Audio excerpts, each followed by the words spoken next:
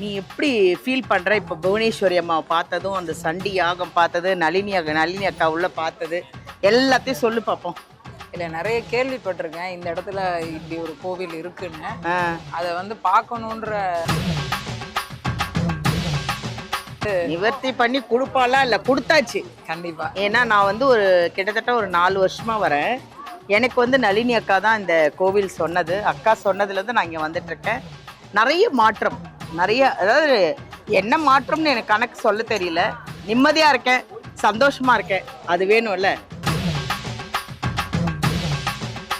அதுவும் எங்க புவனேஸ்வரி அம்மனை பாருங்க, என்ன அழகு இல்ல. நீ பாத்திய பிரியா, எவ்வளோ அழகு. அவங்க வந்து எப்படின்னா, நீங்க எங்கெங்கயோ விக்கிரகங்கள் பார்த்துருப்பீங்க. எங்க புவனேஸ்வரி அம்மாவை பார்த்தாலே ஒரு வைப்ரேஷனுங்க. அது என்னவோ தெரியாது எனக்கு.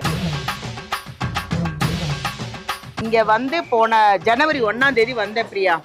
இங்க வந்து ஒரு 2 நாள்ல தான் எனக்கு குணச்சித்திர நடிகை உங்களுக்கு அவார்டு கொடுத்துருக்கோன்னு சொன்னாங்க. ஏன்னா நான் அவ்வளோ 30 வருஷமா சென்னை ஸ்டேட் அவார்டு கொடுத்தாங்க எனக்கு, குணச்சித்திர நடிகை அவார்டு. நிறைய பேருக்கு இது கிடைக்கல, ஆனா எனக்கு கிடைச்சது. அவ்வளோ சந்தோஷமா இருந்தது.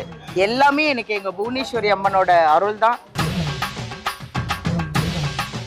காளி மாதாஜியோட வாக்கும் எனக்கு வந்து கிடைச்சது.